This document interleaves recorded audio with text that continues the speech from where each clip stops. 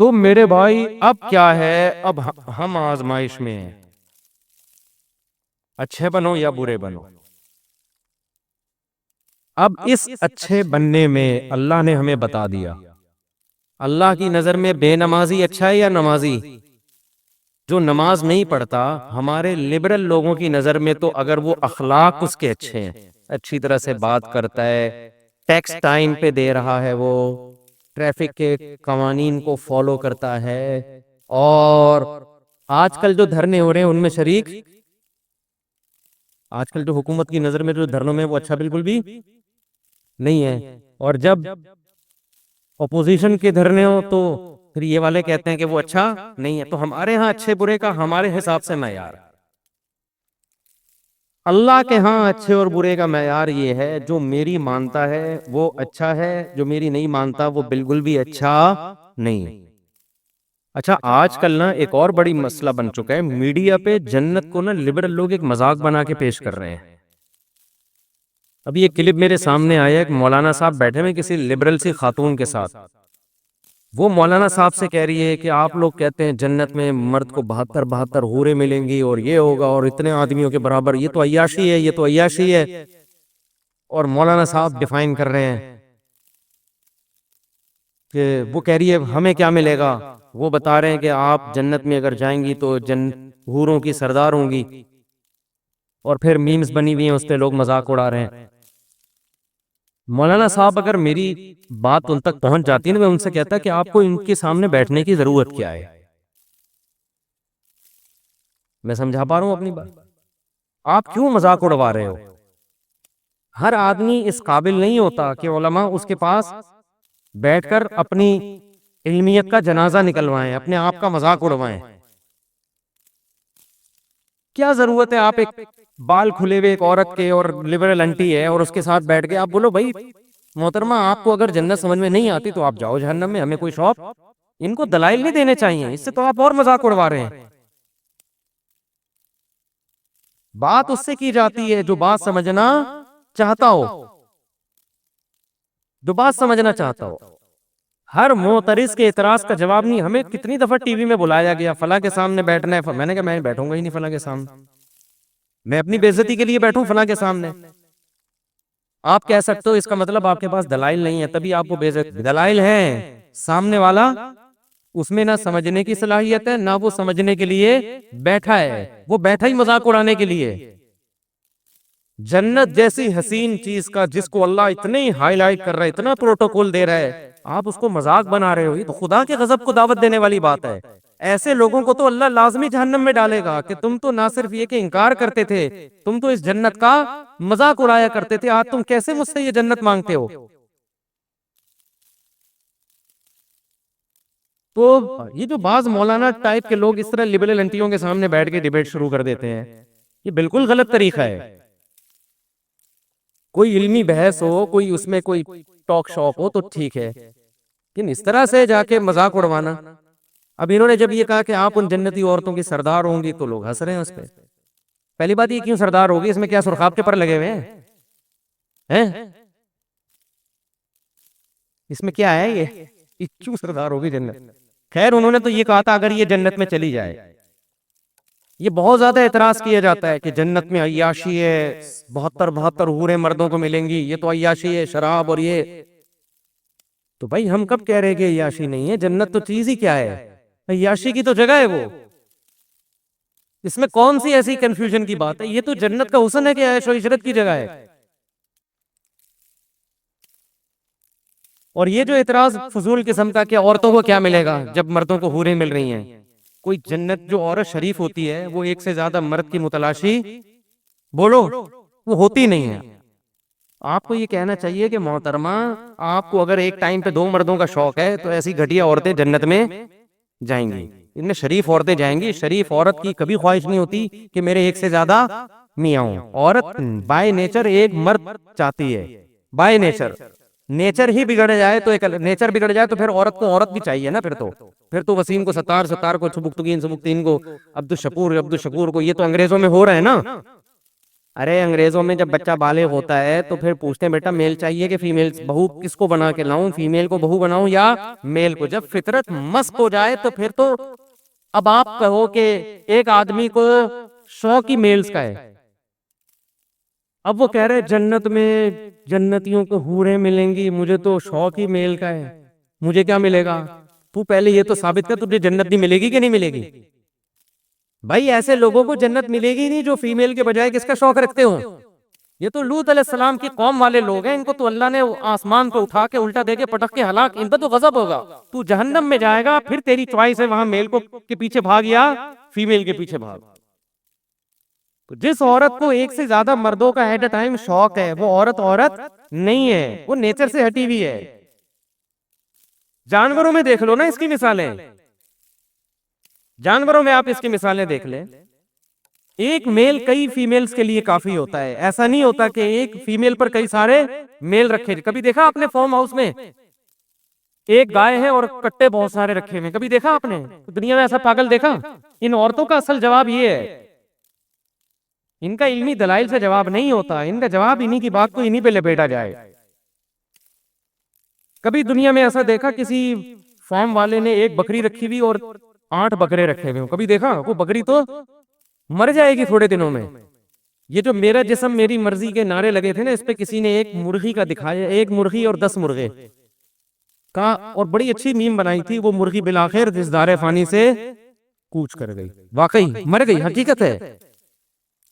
تو دیکھ رہا ہے میرا جسم میری مرضی والی عورتوں کا انجام دیکھو۔ تو یہ الٹا ہے، یہ سوال ہی بیہودہ ہے کہ عورتوں کو کیا ملے گا جب، یعنی مردوں کو اتنی عورتیں، یہ زیادہ عورتیں رکھنا یہ مرد کی نیچر ہے، زیادہ مرد رکھنا عورت کی نیچر بولو نہیں ہے۔ شریف عورت ایک شوہر سے کے علاوہ نہیں چاہتی کسی کو، چاہ رہی ہے تو اس کا مطلب شرافت کیا ہے؟ شارٹ ہے، شرافت نہیں ہے اس میں۔ وہ خراب ہو جائے، فحاشی کی طرف چلی جائے تو ہاں یہ ہو سکتا ہے کہ شوہر ایک ہے، محبت کسی اور سے ہو گئی، شوہر خراب ہے یا کیا ہے، وہ بھی ہم غلط کہتے ہیں کہ بھئی، لیکن ہوتی اس کو کس سے ہے؟ وہ ہوگی ایک سے ہی، اس کی ساری توجہ پھر اسی ایک، وہ چاہے گی یہاں سے طلاق لے کے میں اس کی بیوی بن جاؤں، لیکن یہ کبھی بھی نہیں چاہے گی اس کی بھی بن جاؤں، اس کی بھی، وہ والا بھی مناسب لگ رہا ہے، اس کی بھی بن جاؤں۔ یہ پھر یہ کیا ہے؟ یہ سیٹنگ آؤٹ ہے، یہ پھر عورت نہیں ہے۔ تو خیر کہاں سے کہاں آج بات سمیٹتے، جلدی سے ختم کرنا، ٹائم بتا دیں جلدی سے کیا ہو رہا ہے، 1:02 ہو گیا نا، بس ابھی سمیٹ رہا ہوں، لپیٹ رہا ہوں بات ہوگا۔ تو بات پھر وہی جہاں سے ہم نے شروع کی تھی، دوبارہ ہم قیام و طعام سے ٹن مارتے ہوئے دوبارہ ہم اپنی اصل بات کی طرف آتے ہیں۔ تو میرے بھائی، اللہ کی نظر میں اچھا کون ہے، جو نماز پڑھتا ہے یا نماز چھوڑتا ہے؟ بولو نا۔ دیکھو ایک بات خوب اچھی طرح کھوپڑی میں بٹھا لو، اگر آپ اچھا بننا چاہتے ہو اللہ کی نظر میں، باقی ساری چیزیں ایک طرف، اللہ سب سے پہلے توحید کے بعد یہ دیکھتا ہے کہ بندہ نماز پڑھتا ہے کہ نہیں پڑھتا، باقی سب چیزیں بعد میں۔ کیونکہ الحمد سے لے کے والناس تک قرآن جو اچھے لوگوں کی تعریف کرتا ہے نا، اس میں کہیں بھی ایسا نہیں ہے کہ اللہ نے اچھے لوگوں کی صفات بیان کی اور سب سے پہلے نمبر پہ نماز کا ذکر نہ کیا ہو۔ سمجھ میں آ رہی ہے بات؟ دیکھو اچھا شہری کسے کہتے ہیں؟ آپ گورنمنٹ سے پوچھو، اچھے شہری میں سب سے پہلے کیا آئے گا؟ وائلنس نہ پھیلاتا ہو، قوانین کی پابندی کرتا ہو، پھر ٹیکس دیتا ہو، وغیرہ وغیرہ نا، تو کئی ساری صفات لکھی ہوں گی۔ تو اللہ جب کہتے ہیں نا میرے نیک بندے، ان میں سب سے پہلے اور سب سے زیادہ اہتمام سے اللہ جس صفت کو بیان کرتا ہے وہ کیا ہے؟ میرے نیک بندے نماز پڑھتے نہیں، نماز قائم کرتے ہیں۔ اس لیے یہ کسی کے دماغ میں اگر فطور ہے، معذرت کے ساتھ تھوڑا سخت لفظ استعمال کر رہا ہوں، یا خناس کا لفظ اور تھوڑا اچھا ہو جائے گا مناسب سا، کسی کے دماغ میں یہ خناس ہے، معذرت کے ساتھ تھوڑا سخت جملہ استعمال کر رہا ہوں، کہ وہ نماز پڑھے بغیر نیک بن سکتا ہے یا اچھا بن سکتا ہے، تو وہ اپنے دماغ کا بولو علاج کر۔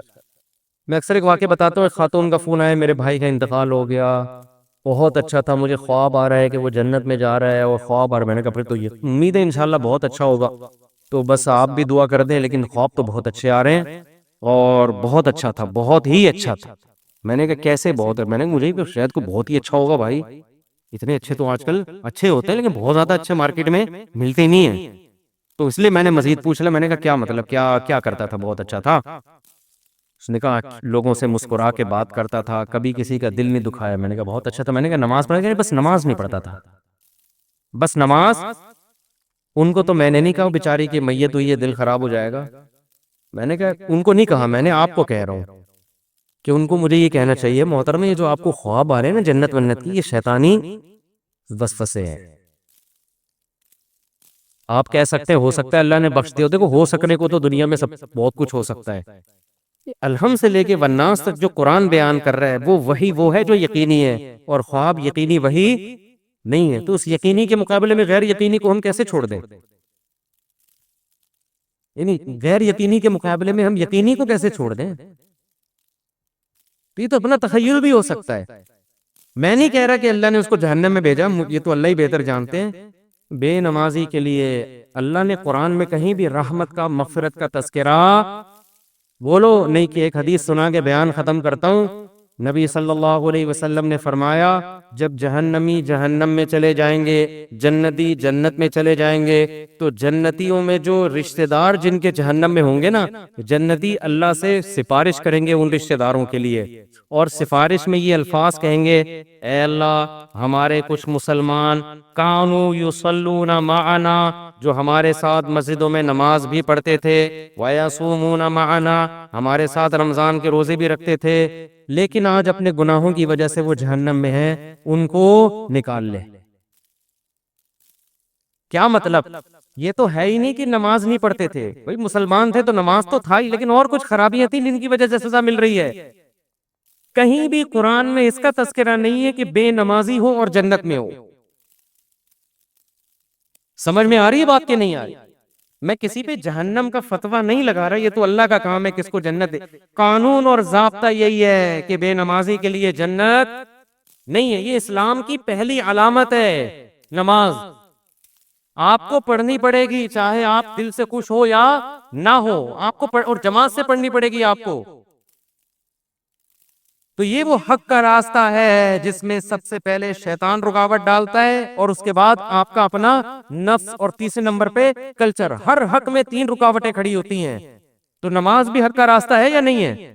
اللہ کہتے ہیں میں نے پیدا کیا، میں صبح و شام رزق دیتا ہوں، تو میرے در پہ آ کے حاضری کیوں نہیں دیتے؟ اور ہر دفعہ اعلان کروایا جا رہا ہے حی علی الصلاۃ، حی علی الصلاۃ. کسی حکم میں ایسی اناؤنسمنٹ دیکھو، رمضان کا اعلان ہلال کمیٹی کی طرف سے ہوتا ہے، خدا کی طرف سے بولو نہیں ہوتا. اللہ نے کوئی ورڈنگ نہیں بتائی کہ یہ نہ نہ نہ. زکوٰۃ کا اعلان کسی کی طرف سے بھی نہیں ہوتا. اسٹیٹ بینک ایک اناؤنسمنٹ کر دیتا ہے کہ چاندی اتنے روپے تولے اور فرسٹ رمضان کو زکوٰۃ کٹ جائے گی. اللہ کی طرف سے اناؤنسمنٹ کا کوئی انتظام بولو نا یار نہیں ہے. ماں باپ کے حقوق، ان کے ساتھ حسن سلوک فرض ہے، لیکن اللہ کی طرف سے کوئی یاد دہانی مسلسل قرآن میں اللہ نے لکھ دیا، بس الگ سے اناؤنسمنٹ نہیں ہے. حج کی الگ سے اناؤنسمنٹ ہے کوئی؟ اللہ کی طرف سے. نماز واحد حکم ہے. فجر میں اللہ نے مؤذن کو کہا کہ اعلان بھی کرو زور سے، اونچی آواز سے، اور ورڈنگ بھی تمہاری نہیں ہوگی. جو الفاظ میں بتاؤں گا ان الفاظ میں لوگوں کو بلانا ہے. ایسا نہ ہو تم اپنے الفاظ میں کہو، لوگ اس کو تمہاری دعوت سمجھیں گے، لوگ مولوی صاحب کا بیان سمجھیں گے اس کو. لوگ کہیں گے مولوی صاحب نصیحت کر رہے ہیں. اگر اللہ مؤذن کو اجازت دیتے تھے بھائی لاؤڈ اسپیکر پہ کھڑے ہو کر لوگوں کو یاد دہانی کراؤ اخپل طریقے سے کہ لوگوں نماز کے لیے آ جاؤ، لوگ اس کو اللہ کا بیان سمجھتے یا مؤذن کا؟ کہتے یار یہ اپنا ہے. اللہ نے کہا نا نا نا نا نا، جو الفاظ میں نے بتائے ہیں ان میں ایک لفظ بھی دائیں بائیں 4 دفعہ اللہ اکبر کہنا ہے، 5 دفعہ نہیں، 3 دفعہ نہیں، اللہ اکبر ہی کہنا ہے. اللہ کبیر نہیں کہنا، اللہ اعظم نہیں کہنا، اشہد ان لا الہ الا اللہ کہنا ہے. اب لا الہ الا اللہ کے بعد کوئی محمد رسول اللہ لگا سکتا ہے؟ نہ نہ نہ، جو ورڈنگ میری ہے وہ، پھر اشہد ان محمد رسول اللہ، پھر حی علی الصلاۃ، یہ بھی 2 دفعہ کہنا ہے. 3 دفعہ کہنے کی بھی اجازت نہیں، 1 دفعہ کہنے کی بھی اجازت نہیں. پھر حی علی الفلاح. اب مؤذن کے حی علی الفلاح آج میں پہلے کر رہتا ہوں، حی علی الصلاۃ آج میں بولو بعد میں، نہ اللہ نے کہا تیرا کام ہے، تو میری طرف سے متعین ہے، یہ اناؤنسمنٹ میری طرف سے ہوگی. کیوں؟ اللہ ایک ایک بات اس لیے تاکہ اللہ کی حجت اس کے بندوں پہ تمام ہو جائے. کل قیامت میں کوئی یہ نہ کہہ سکے اے اللہ نماز میری سمجھ میں نہیں آ رہی تھی. اللہ کہے گا 5 دفعہ تیرے کان میں نے اپنی کبریائی ڈلوائی اور وہ ورڈنگ تو اس کو بھول گیا تھا. یہ کیسے ہو سکتا ہے؟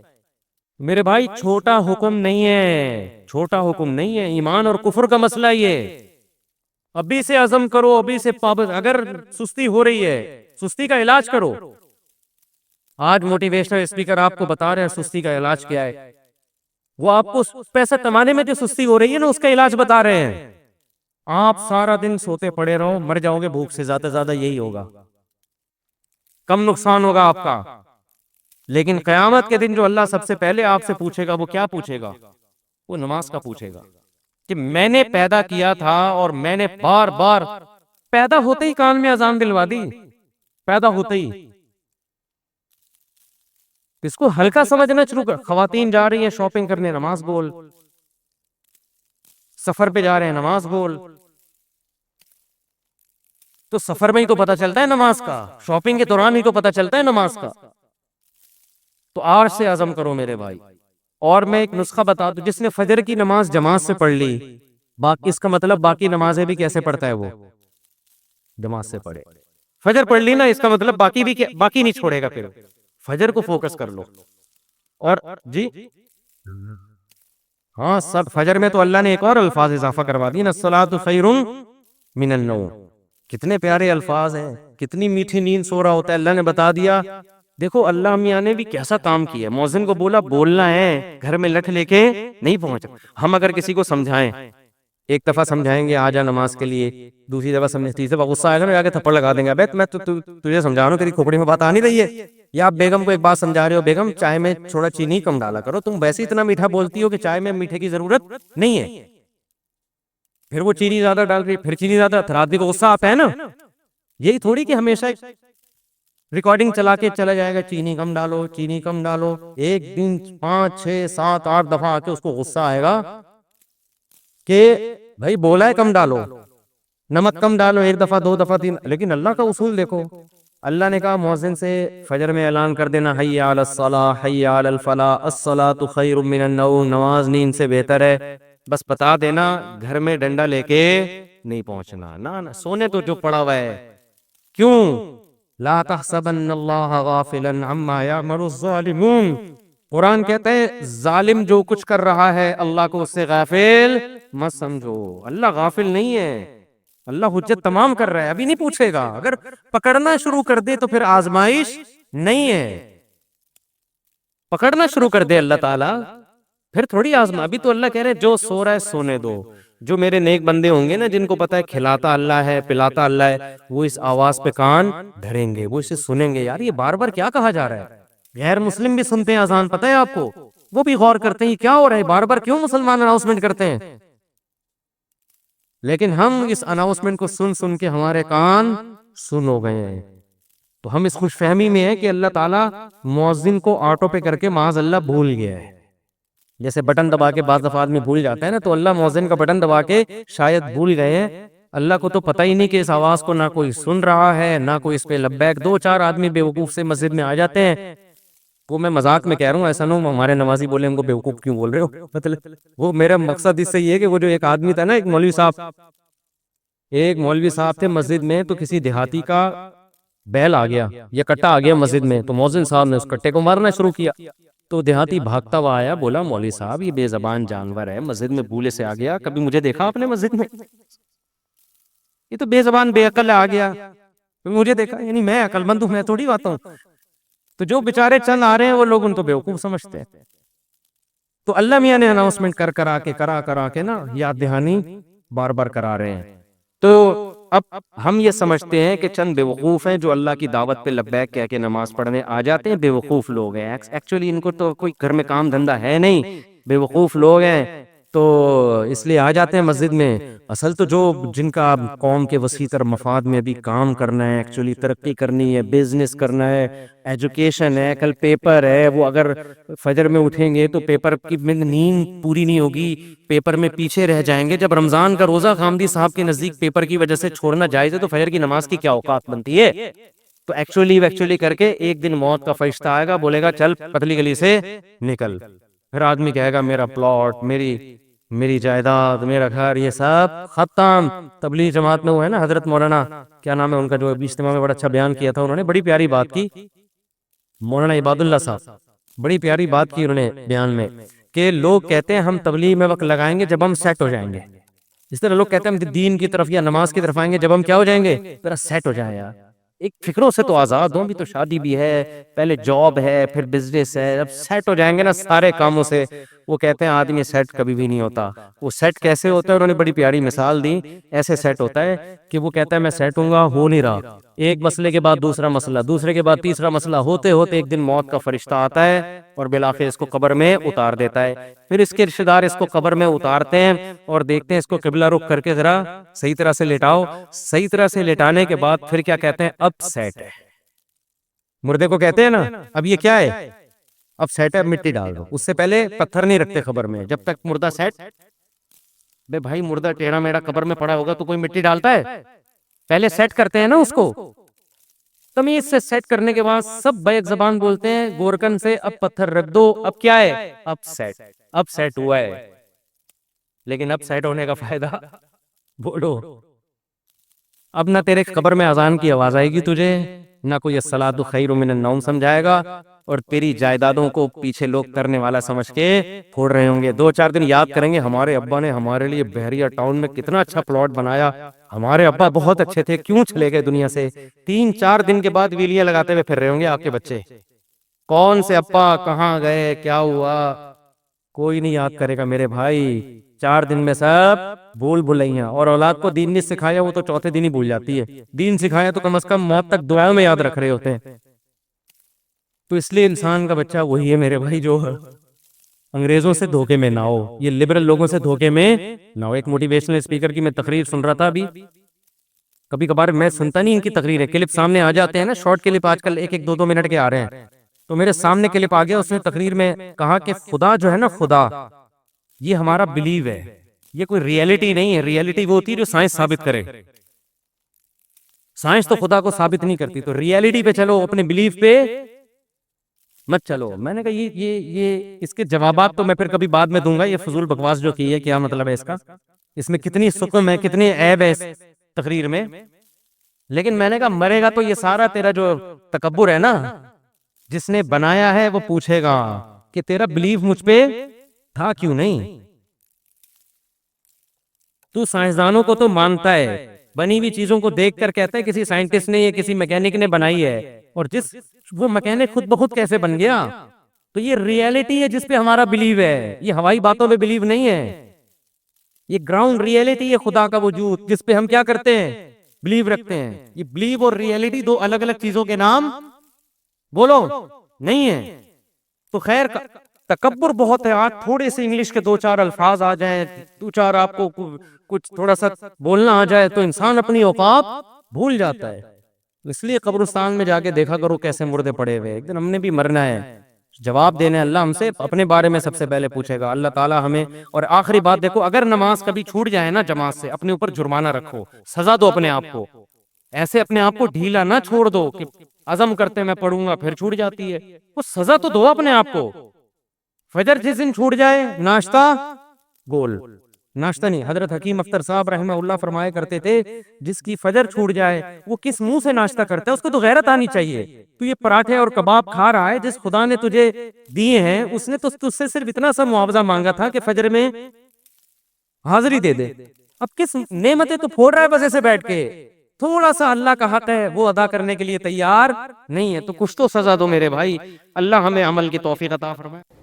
اللہ نے قرآن میں انسان کی پیدائش کا مقصد بتایا، لِيَبْلُوَكُمْ أَيُّكُمْ أَحْسَنُ عَمَلًا. اللہ دیکھنا چاہتے ہیں تم میں اچھا عمل کون کرتا ہے. یہ آزمائش ہے ہماری. اللہ نے یہ بھی بتایا کہ پیدا کیوں کیا، اچھے عمل کے لیے، پھر اچھے عمل کو ڈیفائن بھی کر دیا کہ اچھے کی ڈیفینیشن کیا ہے، پھر اللہ نے اچھے اعمال کا محل کیا ہے، کہاں کہاں سے اچھے اعمال نکلتے ہیں، اس کو ہم قسمیں بھی کہہ سکتے ہیں، اچھے اعمال کی 2 قسمیں بیان کر دیں، وَذَرُوا ظَاهِرَ الْإِثْمِ وَبَاطِنَهُ، ظاہری گناہوں کو بھی چھوڑو اور باطنی گناہوں کو بھی چھوڑو، یعنی ظاہر میں بھی اچھے ہو جاؤ اور باطن میں بھی اچھے ہو جاؤ۔ آپ کو پتہ ہے کہ اسلام میں طہارت پہ بہت زور دیا گیا ہے، صفائی پہ، طہارت پہ۔ اگر ہم یوں کہیں کہ اسلام نام ہے طہارت کا، یعنی اسلام کا مقصد ہی یہی ہے کہ بس انسان پاک بن جائے بس، اور جو پاک بنے گا اسے اچھا کہیں گے۔ تو اگر ہم یوں اسلام کو ڈیفائن کریں تو یہ بالکل صحیح ڈیفینیشن ہے اسلام کی، کہ اسلام نام کس چیز کا ہے؟ طہارت کا۔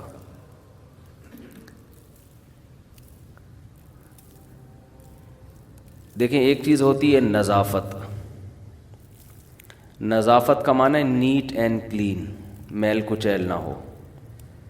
آپ کے کپڑے میلے تھے، مٹی لگی ہوئی تھی، آپ نے دھو کے صاف کر دیے، تو یہ کیا کہلائے گا؟ یہ عمل عربی میں نظافت۔ اور ایک ہے طہارت۔ طہارت عام طور پر ناپاکی سے پاک ہونا، سمجھتے ہیں؟ کس سے پاک ہونا؟ ناپاکی سے۔ اگرچہ طہارت میل کچیل سے پاکی کو بھی طہارت کہتے ہیں، لیکن عام طور پہ طہارت کا مطلب ہوتا ہے ناپاک چیز سے اپنے آپ کو پاک کرنا۔ جیسے آپ کے جسم پہ کوئی گوبر لگا ہوا تھا، پیشاب لگا ہوا تھا، مرغی کی بیٹ لگی ہوئی تھی، اس طرح کی کوئی چیز جب آپ اپنے جسم سے دور کرتے ہیں یا کپڑوں سے دور کرتے ہیں تو اسے کیا کہا جاتا ہے؟ طہارت۔ لیکن طہارت کا معنی میل کچیل سے بھی پاک کرنے میں بھی طہارت، طہارت من الدنس، دنس کہتے ہیں میل کچیل کو۔ تو میں جب بات کر رہا ہوں نا کہ اسلام نام ہے طہارت کا، تو اس میں نظافت بھی داخل ہے اور طہارت بھی، کیونکہ اسلام نے دونوں احکام دیے۔ اب کمال یہ ہے کہ طہارت اور نظافت کی جتنی قسمیں سوچ کے بن سکتی تھی نا، اسلام نے ان تمام قسموں کو اختیار کرنے کا حکم دیا ہے۔ مثلاً کپڑوں کو میل کچیل سے پاک رکھنا، یہ بھی طہارت ہے۔ کپڑوں کو پیشاب سے پاک رکھنا، ناپاکی کو ہم یوں کہہ سکتے ہیں اسمیل والی چیزیں، جو گندگی۔ دیکھیں مٹی میل کچیل تو ہے، لیکن مٹی میں اسمیل نہیں ہوتی خاص گندی، پیشاب میں گندی اسمیل ہوتی ہے۔ تو آسانی کے لیے میں یوں کہہ سکتا ہوں کہ طہارت جو ایسی چیزیں جس میں اسمیل ہوتی ہے، جس میں جرمز ہوتے ہیں، جراثیم ہوتے ہیں، مٹی میں جراثیم نہیں ہوتے، بلکہ وہ تو جراثیم کو ختم کر دیتی ہے۔ تو عام طور پر جو طہارت شریعت نے ہمیں حکم دیا نا، وہ چیزیں جن میں جرمز ہوتے ہیں عام طور پہ، جیسے کتے کا جھوٹا، کتا برتن میں چاٹ لے تو اسے جب ہم صاف کریں گے تو اسے نظافت نہیں کہیں گے بلکہ طہارت کہیں گے، کیونکہ وہ ناپاک ہے، اس میں جرمز بھی ہوتے ہیں۔ کہیں پیشاب لگا ہوا ہے، اسے پاک کریں گے تو یہ طہارت کہلاتا ہے، طہارت، کیونکہ اس میں جرمز ہوتے ہیں، نجس، ایسی چیزوں کو نجس بھی کہا جاتا ہے، نجس۔ تو اسلام نے جب میں نے آپ کو بتایا نا کہ اسلام نام کس چیز کا ہے؟ طہارت کا۔ تو طہارت کی جتنی، یعنی آپ اپنے آپ کو جتنے مختلف لحاظ سے پاک صاف کر سکتے تھے، آپ نے جب کر لیا تو آپ کامل مسلم، کامل مومن کہلائیں گے اللہ کی نظر میں۔ ہر لحاظ سے اپنے آپ کو نیٹ اینڈ کلین کر دیں۔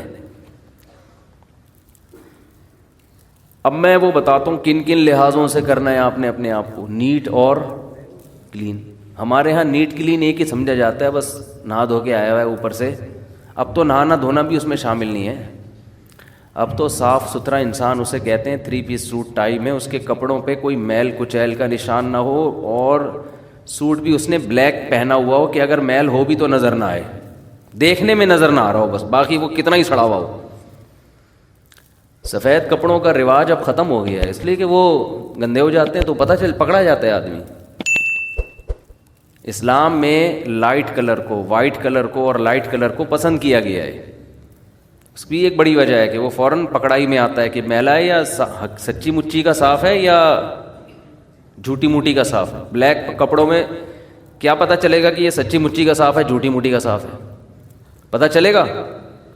نہیں پتہ چلتا۔ اسلام سچی مچی کی صفائی کا قائل ہے، اس لیے وائٹ کلر کو پسند کیا گیا۔ جب بات آتی ہے وائٹ کلر کی، وائٹ کپڑوں کی، تو بعض لوگ آج کل متجددین یہ اشکال بھی کرنے لگے ہیں کہ یہ کوئی سنت عمل نہیں ہے، نبی نے ترغیب دی ہے لیکن دوسرے کلر بھی پہننا سنت ہے۔ نبی صلی اللہ علیہ وسلم ہر کلر کے کپڑے سوائے سرخ کلر کے آپ نے ہر کلر کے کپڑے پہنے ہیں۔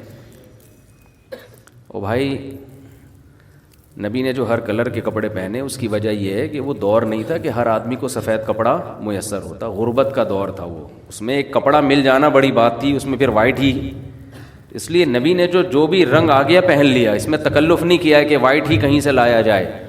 اس پہ جیسے نبی نے جو آ گیا کھا لیا نا سامنے، اس لیے کہ کھانا ہی نہیں ملتا تھا، تو اب اتنی غربت تھی۔ آپ نبی صلی اللہ علیہ وسلم گھر جا کے یہ نہیں پوچھتے تھے کہ کیا پکا ہے، یہ پوچھتے تھے کہ کچھ ہے یا نہیں ہے کھانے کو۔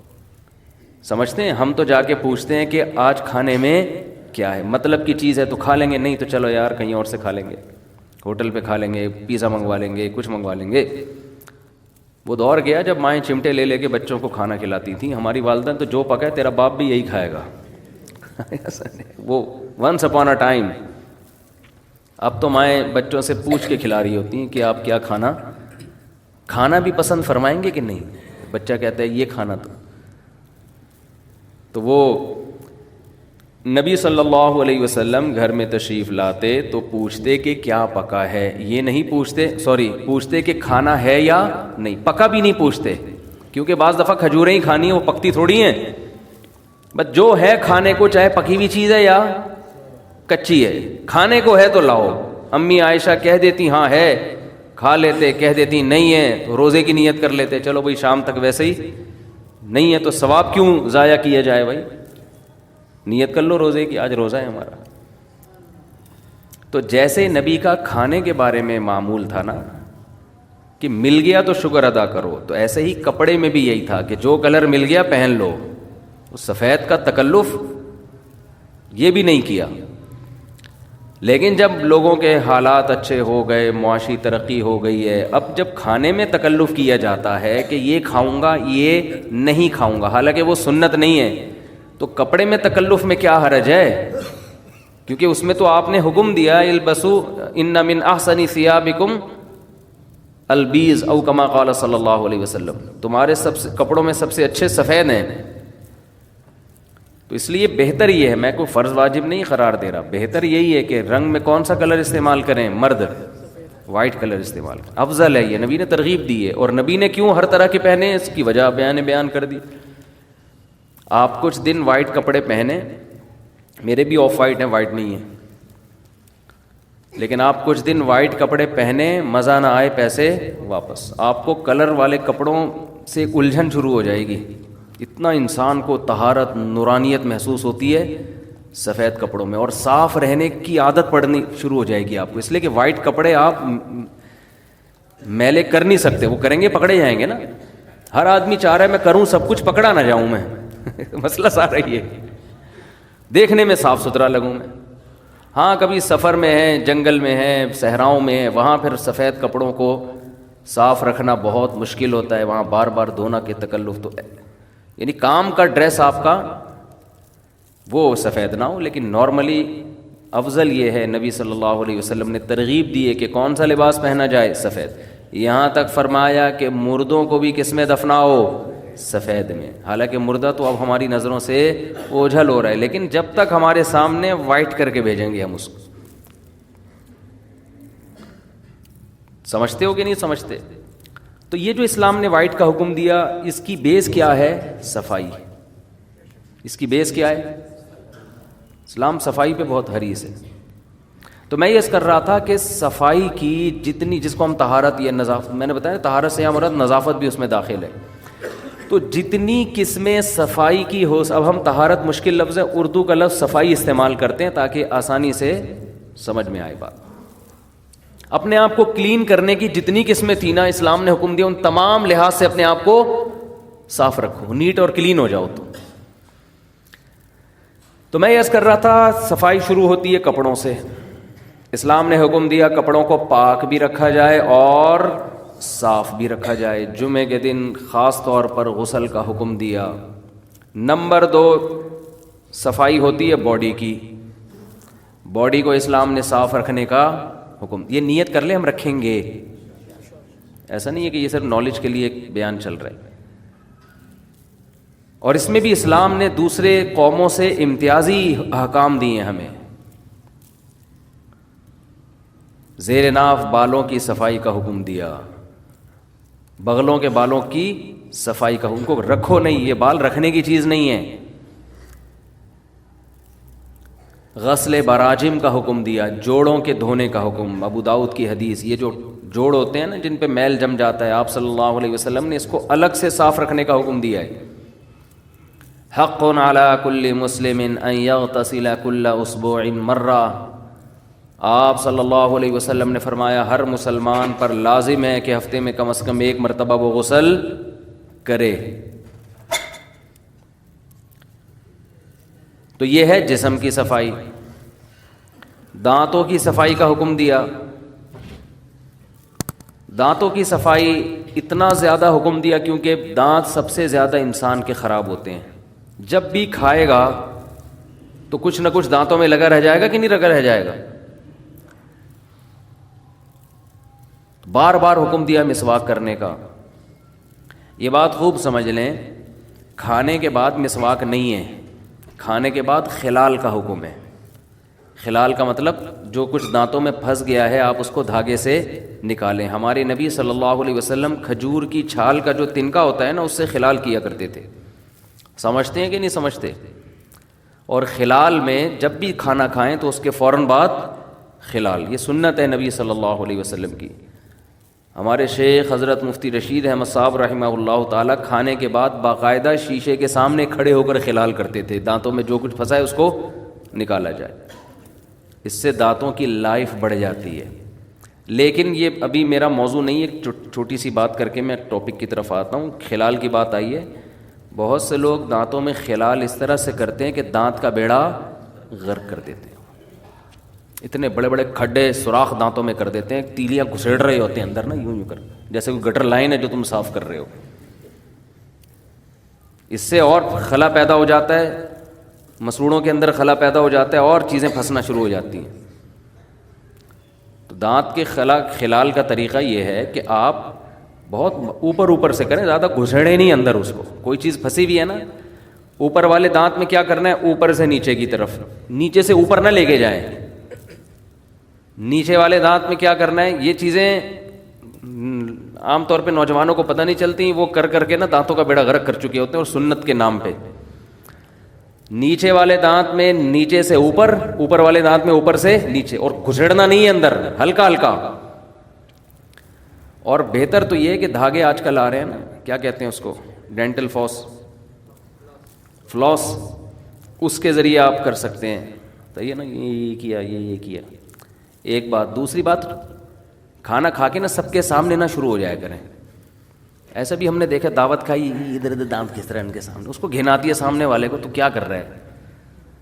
تمیز بھی کوئی چیز ہوتی ہے نا جو مارکیٹ میں شارٹ ہوتی جا رہی ہے۔ تو آپ نے ٹوتھ پک سے اگر کھلال کرنا ہے تو ہاتھ رکھ لیں یہاں پہ، ایسے کریں، سامنے والے کو اپنا مسکراتا ہوا چہرہ نہ دکھائیں، اس کو گھن آئے گی اس سے. سمجھتے ہیں کہ نہیں سمجھتے؟ بچوں کو بچپن سے ان چیزوں کا عادت ڈالنے چاہیے. ہم لوگوں کو دیکھ رہے ہیں اتنے دانت خراب ہو رہے ہیں، اتنے دانت. اللہ کا شکر ہے میں زندگی میں ایک دفعہ ڈینٹسٹ کے پاس گیا ہوں، وہ بھی اپنی غلطی سے نہیں، وہ بھی اس لیے کہ عقل داڑھ ٹیڑھی نکل گئی تھی. اب وہ تو قدرت کی طرف سے ہے نا، وہ قدرت کی طرف سے ہے. ورنہ آج کل ہم دیکھ رہے ہیں کہ ہر دوسرا آدمی کہاں جا رہا ہے؟ ڈینٹسٹ. حالانکہ ٹوتھ پیسٹ بھی کر رہے ہیں، رگڑ بھی رہے ہیں صبح شام. اتنے دانتوں کی صفائی کے پہلے لوگوں کے پاس آلات نہیں تھے جتنے اب ہیں. بیڑا غرق ہو رہا ہے دانتوں کا. اس کی وجہ یہ ہے کہ تمیز سے کام تھوڑا کیا جائے وہ اچھا ہوتا ہے. بغیر تمیز کے صبح شام رگڑتے رہو گے، تیزاب سے بھی کلیاں کرتے رہو گے، فائدہ نہیں ہوگا. سمجھتے ہو کہ نہیں سمجھتے؟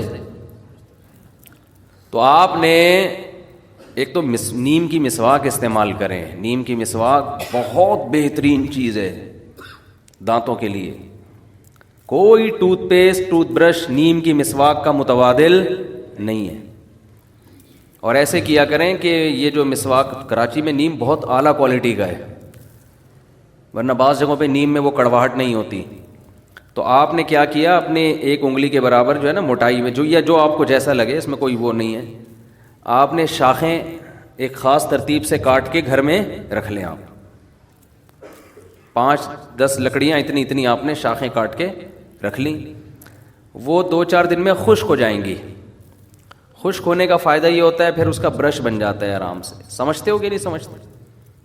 تو آپ نے کیا کرنا ہے، صبح جب اٹھے آپ تو وہ نیم کی مسواک، نبی صلی اللہ علیہ وسلم صبح اٹھنے کی دعا پڑھتے، الحمدللہ الذی احیانا بعدما اماتنا والیہ النشور. تمام تعریفیں اس اللہ کے لیے ہیں جس نے ہمیں موت کے بعد دوبارہ زندہ کیا. کتنا اچھا لگتا ہے اٹھتے ہی سب سے پہلے انسان اللہ کا نام لے. موت کے بعد دوبارہ زندہ کیا، وَإِلَيْهِ النُّشُورُ، اور ایک دن ہم نے دوبارہ اٹھنا ہے اسی کے پاس. اس طرح ہم قبر سے بھی ایک دن اٹھیں گے. جیسے بستر پہ سوتے ہیں ہمیشہ کے لیے نہیں سوتے، ایسے ہی قبر میں جب سوئیں گے تو بھی ہمیشہ کے لیے نہیں. ایک دن آئے گا فرشتہ، چل بھائی اٹھ جا، بہت سو لیے، حساب دے اب جو کچھ کر کے آیا ہے. یا وئی وہ کیا ہے سورہ یاسین میں، من بعثنا من مرقدنا، کافر کہے گا ہائے بدبختی، کس نے ہماری خوابگاہوں سے ہمیں جگا دیا. یہ خوابگاہ اس لیے کہا ہے کہ جب قیامت کا پہلا سور پھونکا جائے گا نا، تو جو عذاب قبر کسی کو ہو رہا تھا، ثواب ہو رہا تھا، وہ بھی ختم ہو جائے گا، بالکل سب ختم. پھر کتنا عرصہ اللہ ہی جانتے ہیں. دوبارہ جب سور پھونکا جائے گا تو یہ جو درمیان کا ٹائم تھا، قیامت کا پہلا اور دوسرا سور، اس کے درمیان کا جو ٹائم تھا، یہ ٹائم میں کائنات ساکت ہوگی، کچھ بھی نہیں ہوگا اس دوران، نہ کوئی عذاب نہ ثواب. روحیں بھی بے ہوش ہو چکی ہوں گی. اس کو اللہ نے سونے سے تعبیر کیا ہے. پھر جب دوسرا سور پھونکا جائے گا تو پھر لوگ کہیں گے ہمیں ہماری خوابگاہوں سے کس نے جگا دی، ہم تو سمجھ رہے تھے کہ ہم ہمیشہ کے لیے سو گئے ہیں. جیسے آپ گہری نیند سو رہے ہو نا، کوئی آ کے آپ کو اٹھا دے تو آپ حیران ہوتے ہو، یہ ایک دم ہو کیا گیا ہے میرے ساتھ، میں کہاں تھا ایک دم، میں کیسے، یہ کون سی زندگی ہے، یہ کون سا جہان ہے. تو نبی صلی اللہ علیہ وسلم دعا پڑھتے تو اس کے بعد جو آپ کا سب سے پہلا عمل ہوتا وہ کیا ہوتا؟ مسواک. قضائے حاجت سے پہلے بھی آپ کیا فرماتے؟ مسواک. اور کیسے؟ یہ جو آج کل مسواکوں کا جس طرح سے استعمال ہو رہا ہے، یہ بھی دانتوں کو بیڑا غرق کرنے کا بہت بہترین طریقہ ہے. خوب سمجھ لیں، کیونکہ ایک مسواک کا ایک برش بار بار استعمال ہوتا ہے، پانی لگتا ہے، اس میں سڑان پیدا ہوتی ہے، اسمیل پیدا ہوتی ہے، پانی لگ کے، نمی لگ کے. اور مسواکیں بھی پرانی عجیب ہی حساب چل رہا ہے مارکیٹ میں. اور کچھ مسواکیں تو ایسی ہیں ان میں مسواک کے علاوہ سب کچھ ہے، ڈنڈیاں ہیں، وہ مشہور بہت ہیں. جی یہ زیتون کی مسواک ہے، ٹھیک ہے استعمال کرتے ہیں لوگ، زیتون کی نہ کرنے سے بہتر ہے، لیکن وہ نیم کی مسواک استعمال کریں. یہ پیلو کی مسواک نہیں ہوتی جو بہت تیز ہوتی ہے. تو خیر آپ نے کیا کرنا ہے, نیم کی مسواک سرانے رکھ کے سو گئے, جب صبح اٹھے, اٹھتے ہی دانتوں میں چبا کے اس کو گول گول کرنا, بولو نا کیا ہو گیا, ایسے کرنا ہے. دیکھیں یوں دانت کے بیچ میں رکھا, تھوڑا سا آپ کو لگے گا میں یہ نہیں چبا سکتا, بہت سخت ٹہنی ہے یہ, لیکن لگے گا آپ کو تھوڑی دیر میں نرم ہو جائے گی. چبانا شروع کیا اور گھمانا شروع کیا, چاروں طرف سے نا ہلکی ہلکی نرم ہوگی. یہ آپ یہ نہ سمجھیں یہ ٹائم ضائع ہو رہا ہے آپ کا, ایک تو مسواک کا ثواب ملنا بھی شروع ہو گیا اور دانت آپ کے صاف ہونا شروع ہو چکے ہیں اس عمل کے دوران. آپ کہیں گے ابھی ہم نے دانتوں پہ رگڑنا تو شروع کیا نہیں تو صاف کیسے ہو گئے؟ او بھائی آپ کے منہ سے جو تھوک نکلنا شروع ہوگا نا, لعاب بننا شروع ہوگا, اور مسواک کا جو کیمیکل نکلنا شروع ہوگا, ان کے کمبینیشن سے آپ کا حلق, آپ کا منہ اور یہ سارے جرمز مرنا شروع. اور یہ جو ہمارے مسوڑوں کو انگلش میں کیا کہتے ہیں یار, ایک آسان سا لفظ, گمس. آپ کے جو گمس ہیں نا, جب آپ اس کو چباتے ہیں تو وہ بھی کشادہ ہونا شروع ہو جاتے ہیں, ان میں اسپیس بننا شروع ہو جاتی ہے, بلڈ سرکولیٹ کرتا ہے نا.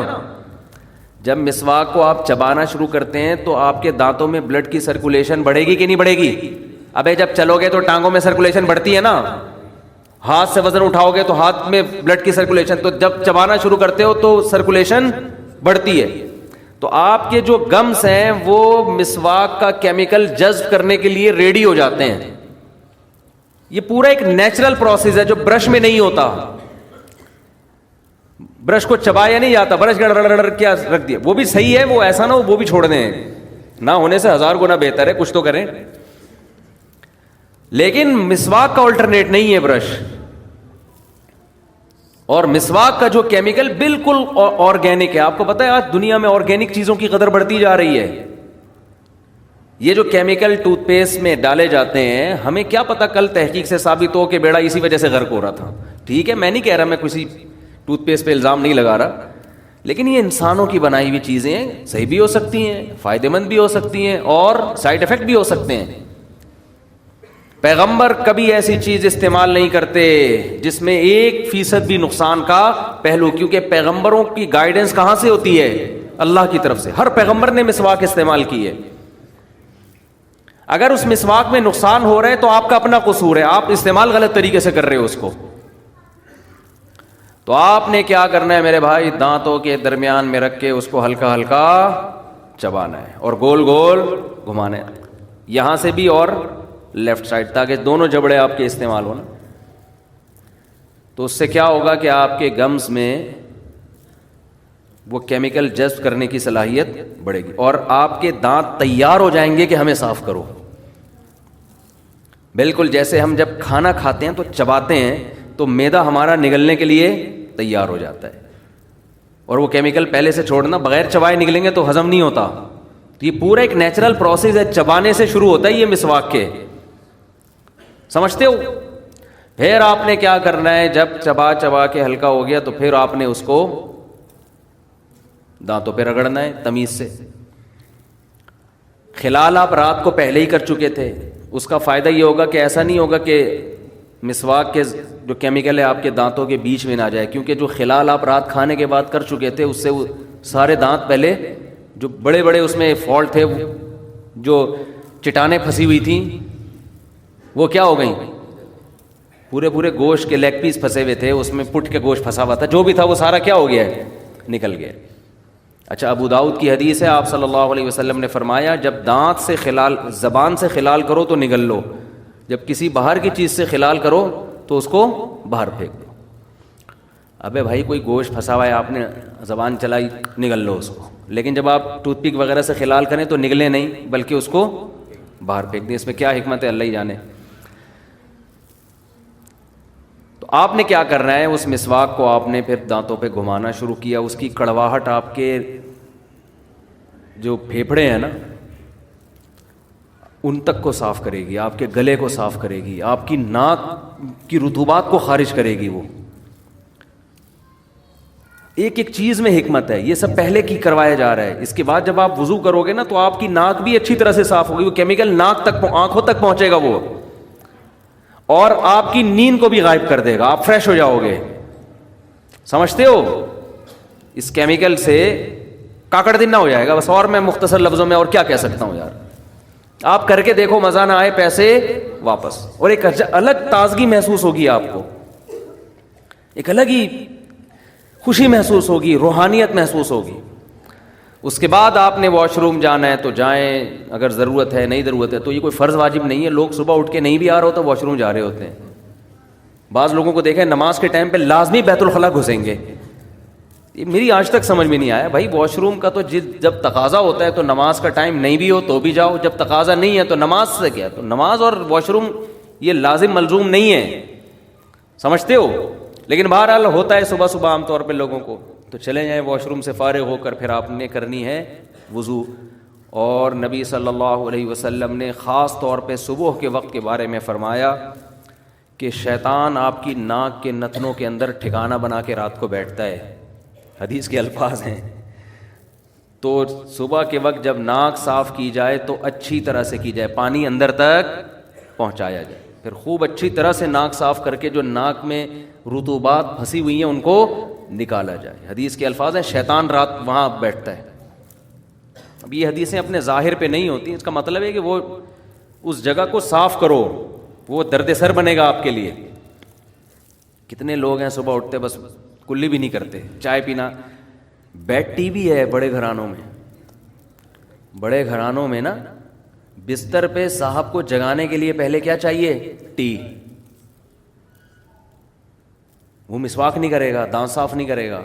آپ یہ تکلف نہ بھی کرو نا, صبح اٹھ کے پہلے برش کر لو, بس یہ بھی کافی ہے بھائی. اتنا ٹینشن میں جانے کی ضرورت نہیں ہے. ایسا نہ ہو کہ لوگ اتنا پہلے یوں چباؤ پھر یوں کرو پھر یہ چھوڑو یار, تو کوئی بات نہیں, آپ اٹھو برش کر لو پہلے, اس سے بھی فریش ہو جاؤ گے, ٹھیک ہے نا.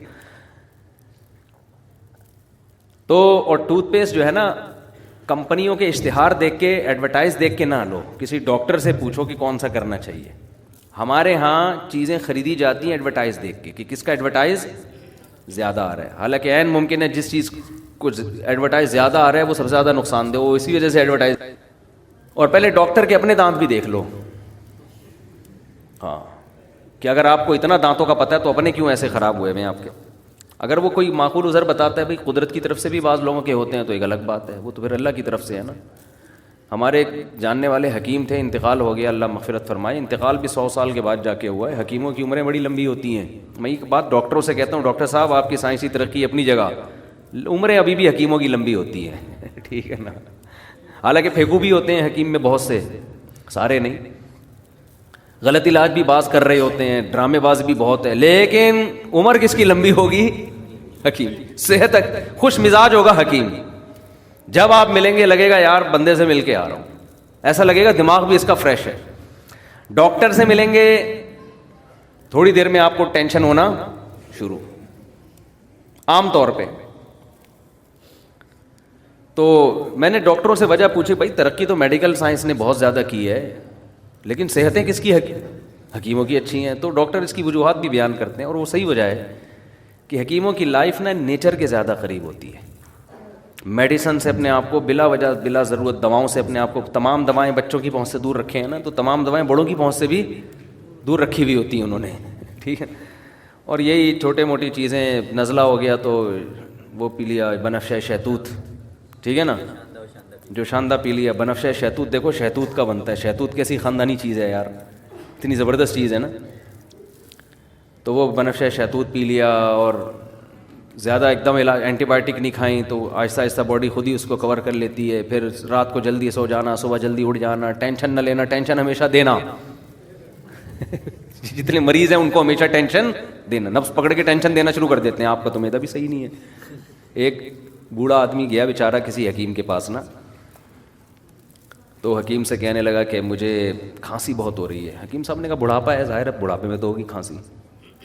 اس نے کہا حکیم صاحب جوڑوں میں بھی درد رہنے لگا ہے. حکیم صاحب نے کہا بڑھاپا ہے, بڑھاپا ہے, یہ ٹھیک ہونے کی عمر نہیں ہے, بڑھاپا ہے.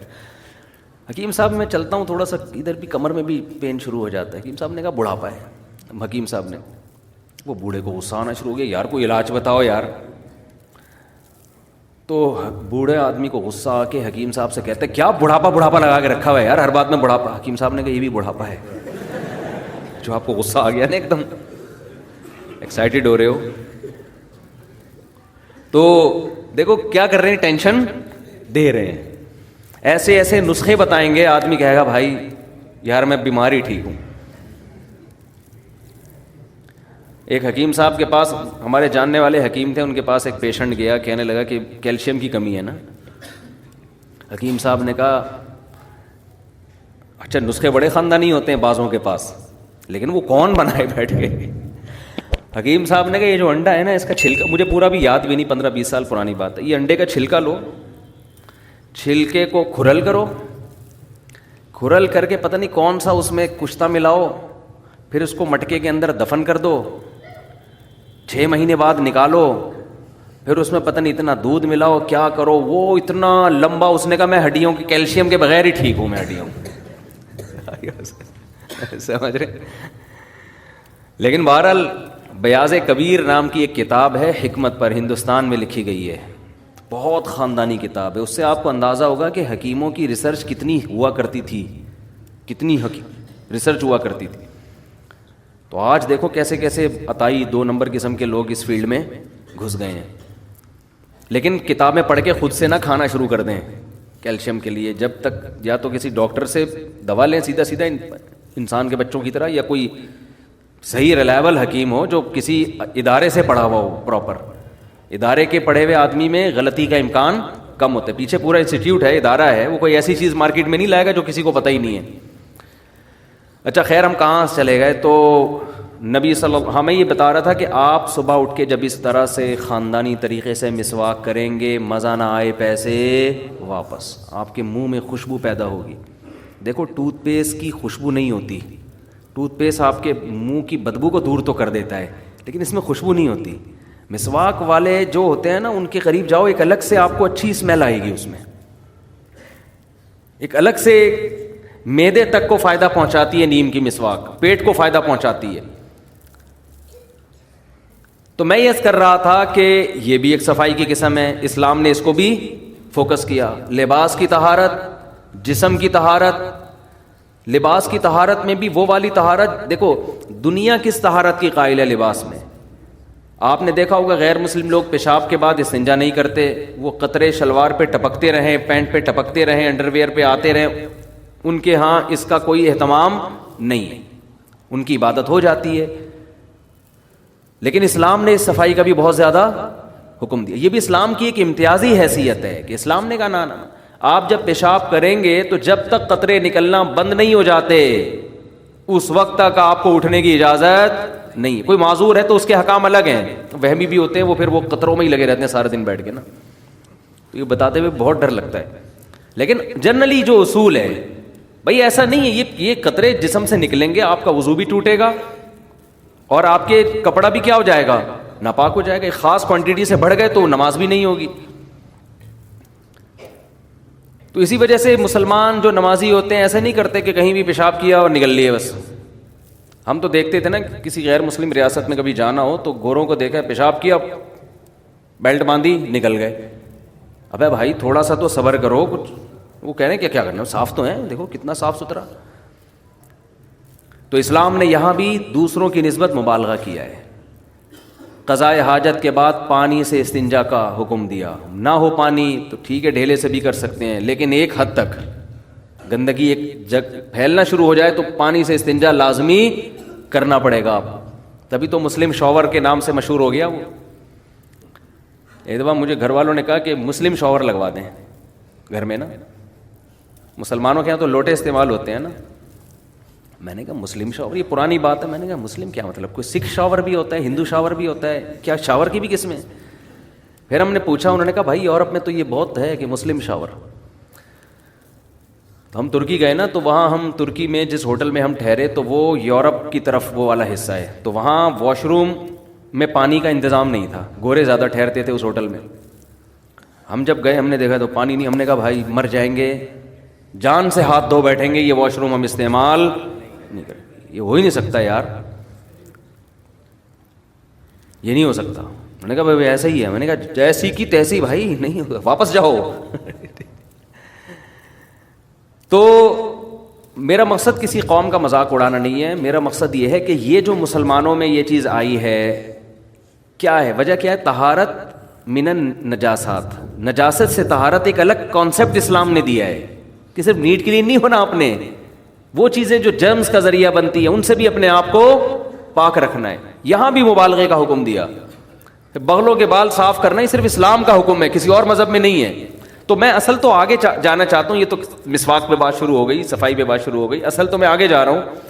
میں یہ عرض کر رہا تھا کہ طہارت کی اور بہت ساری, دیکھو غیر مسلم صرف دو قسم کی طہارت کا قائل ہے, ایک کپڑوں کو صاف رکھو, ایک باڈی کو صاف رکھو. اس میں بھی اتنا صاف جتنا اسلام نے حکم دیا وہ اس کے قائل نہیں ہے. اس کے آگے کسی اور قسم کی صفائی کے غیر مسلم قائل ہی نہیں ہے, سمجھ رہے ہو. حالانکہ صفائی کی اور بہت ساری قسمیں ہیں جس کے اپوزٹ کو قرآن نے نجاست قرار دیا ہے. ان میں سب سے پہلے ہے عقیدے کی صفائی. آپ کا عقیدہ گندا بولو نہیں ہونا چاہیے. عقیدے کی صفائی کے بعد ہے اعمال کی صفائی, عمل صاف کرو. خوراک کی صفائی, خوراک کیا ہونی چاہیے, پاک ہونی چاہیے آپ کی. پھر خوراک کی صفائی میں, پھر عمل کی صفائی میں دل کے اعمال کو بھی صاف رکھنا ہے اور جسم سے نکلنے والے اعمال کو بھی صاف رکھنا ہے. یہ والی قسم دنیا میں کسی مذہب نے اس قسم کو چھیڑا ہے ہی نہیں. کہتے ہیں آپ کا جو مرضی آپ کانسیپٹ رکھو, عقیدہ رکھو, آپ کا ہیڈیک ہے. ان چیزوں کو انہوں نے اتنا چھیڑا ہے جتنا ان کی دنیاوی زندگی سے, جن کا کمپنی کو جیسے ہے نا کہ وہ کہتے ہیں عمل, اگر کوئی چور ہے تو گندا عمل کر رہا ہے. وجہ اس کی کہ چوری کرنے سے آپ کی کمپنی کو نقصان ہوگا, آپ کے کنٹری کو نقصان ہوگا. تو جتنا ان کی ذاتی مفاد پہ جہاں زر پڑ رہی تھی تو وہاں تک تو انہوں نے کہا کہ عمل کو صاف رکھو. جہاں ذاتی مفاد پہ زد نہیں پڑتی کسی کے تو جیسے مرضی ہو جاؤ آپ, یہ آپ کا ہیڈیک ہے. سمجھتے ہو کہ نہیں سمجھتے ہو؟ میں مثالوں سے سمجھاؤں گا تو آپ کو سمجھ میں آئے گا انشاءاللہ. پھر بھی سمجھ میں نہیں آیا تو پھر کہیں اور بیان سنے جا کے. پھر جس کی بات سمجھ میں آ رہی ہے اس کا سنیں نا. عقیدے کی صفائی کیا ہے, میں مثال سے سمجھاؤں گا پھر بتاؤں گا تو بات سمجھ میں آئے گی. آپ کے ایک ابو ہیں, قطب الدین ان کا نام ہے. میں ستار وسیم کی جان چھوڑ کے اب قطب الدین پہ آ گیا ہوں, جو نام ہوتا ہی نہیں نا عام طور پہ. قطب الدین ان کا, کیونکہ ہمارے بھی اپنے کچھ ریلیٹیو ستار بھائی نکلے ہیں. ابا آپ کے, ان کا نام کیا ہے, سبکتگین. اور مشکل کر دو نا تاکہ کسی کا ہو ہی نہیں. سبکتگین صاحب ہیں. ان ابا نے آپ کی خدمت کی, آپ کو پڑھایا لکھایا, ہر جگہ دعوتوں میں محفلوں میں اپنے ساتھ لے کے جاتے, تعارف کرواتے, یہ میرا بیٹا ہے. نادرہ میں بھی نام انہی کا ڈلا ہوا ہے, سب کو پتہ ہے دلائل کی دنیا میں یہ ابا ہیں, سبکتگین صاحب اس کے ابا ہیں. ایک دن آپ نے اپنے ابا سے کہا, ابا میں ابھی تک کنفیوژن میں ہوں کہ آپ بھی میرے ابا ہیں اور شاید وہ والے بھی ابا ہیں. اب بیٹا چاہے ڈیٹول سے نہا کے آیا ہوا ہو, عود کی خوشبو میں نہایا ہوا ہو, آپ بولو گے یہ کانسیپٹ کے لحاظ سے پلید ہے, گندا ہے, معذرت کے ساتھ گالیاں دو گے, غیرت لیس آدمی ہے یہ, نفرت ہوگی. کسی بھنگی اس کی گندگی کی وجہ سے اتنی نفرت کسی صاف ستھرے آدمی کو نہیں ہوگی جتنی آپ کو اس کے عقیدے سے بدبو محسوس ہونا شروع ہو جائے گی. آپ بولو گے وہ بھنگی تیرے سے اچھا ہے, چمار تیرے سے اچھا ہے. آپ کے دو بیٹے تھے نا, ایک طرح بھنگیوں کی طرح رہتا ہے. آپ کو بتاؤ اسمیل کس میں زیادہ آئے گی؟ اسمیل سے مراد کہ جس اسمیل کی وجہ سے نفرت ہوتی ہے, آپ کو اس کے چہرے سے نفرت ہو جائے گی کہ یار تو کیا کر رہا ہے, تو مجھے باپ ماننے کے بجائے کسی اور کو باپ مان رہا ہے, یا میرے باپ ہونے کا انکار کر رہا ہے. دیکھو انسان کی نیچر ہے ہر بری چیز. دیکھو گندگی سے بھی نفرت کیوں ہوتی ہے کہ وہ بری ہوتی ہے. تو اصل نجاست کیا ہے؟ برائی, وہ اصل نجاست ہے. سلیم الطبع انسان, وہ انسان جو اپنی فطرت پر قائم ہو, اسے گندگی سے محبت ہوتی ہے یا نفرت ہوتی ہے؟ یہ محبت ہوتی ہے, نفرت ہوتی ہے نا. ہاں جو نیچر پہ قائم ہی نہ ہو اسے گندگی سے محبت شروع ہو جاتی. بھنگی کو گندگی سے محبت نہیں ہوتی, نیچر سے ہٹ چکا ہوتا ہے وہ. سمجھ میں آ رہی بات کہ نہیں آ رہی ہے؟ لیکن ایک نارمل آدمی کو ہمیشہ گندگی اور اسمیل بدبو سے کیا ہوگی؟ نفرت. تو یاد رکھو جو آدمی اپنی فطرت پہ قائم ہے اسے برائی سے محبت نہیں ہوتی, برائی سے نفرت, اور برے آدمی سے بھی نفرت. برے آدمی سے بھی اس کا دل اس کی طرف مائل نہیں ہوگا. جب پتا چلے گا نا یہ آدمی ایسا ہے, چور ہے, تو ایک انسان کی طبیعت اس کی طرف سے کھنچتی ہے. دیکھو جب ہم کسی کی تعریفیں سنتے ہیں, یار یہ ایماندار آدمی ہے, یہ کبھی جھوٹ نہیں بولتا, ایک دم جذبات آتے ہیں نا, اس کی طرف طبیعت مائل ہوتی ہے کہ میں بھی جا کے حضرت جی سے کہ ہاتھ چوموں, حضرت جی سے گلے ملوں, اتنے اچھے ہیں. یہ انسان کی نیچر ہے, چاہے گورا ہو, کافر ہو, مسلم ہو, سب کی نیچر ہے یہ. تو اصل میں انسان کی نیچر یہ ہے کہ اسے گندگی سے نفرت ہوتی ہے. برائی سے نفرت ہونا اس کی علامت ہے کہ برائی بھی کیا ہے, ایک گندگی ہے, میل ہے, مانوی لحاظ سے میل ہے. یہ نظر نہیں آتا, محسوس ہوتا ہے. تو شرک سب سے بڑی گندگی اور نجاست ہے جس سے اسلام نے ہمیں بچنے کا بولو حکم دیا. لیکن دنیا میں اس نجاست پر نہ بیانات ہوتے ہیں, نہ اس نجاست سے اس دنیا میں انسانوں کو بچانے کی کوشش کی جاتی ہے. قرآن کہہ رہا ہے انما المشرکون نجس, مشرک نجس ہیں, نجس. فلا یقربوا المسجد الحرام, ان کو مسجد حرام کے قریب بھی پھٹکنے مت دو. تو یہ بھی بھائی ایک طہارت ہے کہ آپ اپنے نظریات کو شرک کی گندگی سے پاک رکھیں. اور یہ